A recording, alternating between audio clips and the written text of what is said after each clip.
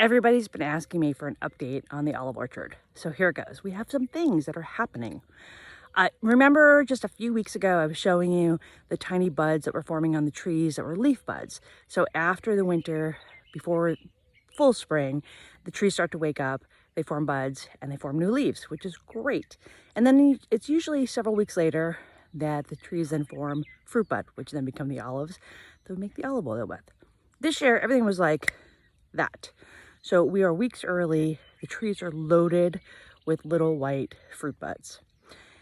It's exciting because it has the potential, but this is like the most anxiety driven time in what we do, because you look out in the orchard, you're like, oh my God, there's the potential for so much fruit, so many olives. And then the reality is so many things can happen between now and fruit set. So we have bud, then the buds have to flower. The flowers then have to set. They have to stay on the tree long enough to set into tiny olives. And then those olives have to mature. And then, eventually we make the olive oil with them.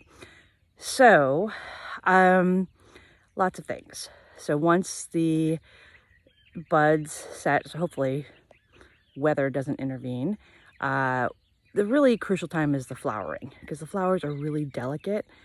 And if we have a high wind, some years we have, heavy rain randomly, and any of those things can knock the flowers off, and that's going to decrease the amount of olives that actually set.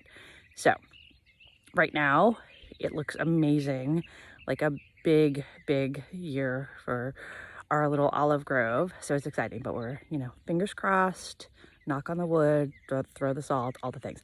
I'm going to show you what these look like in a second, but I wanted to explain. Okay, so here are the buds. So each of these little white little balls, tiny for scale, has the potential to grow into an olive. We want most of them to set and grow into olives, but that's what they look like as bud, and the trees are full of them.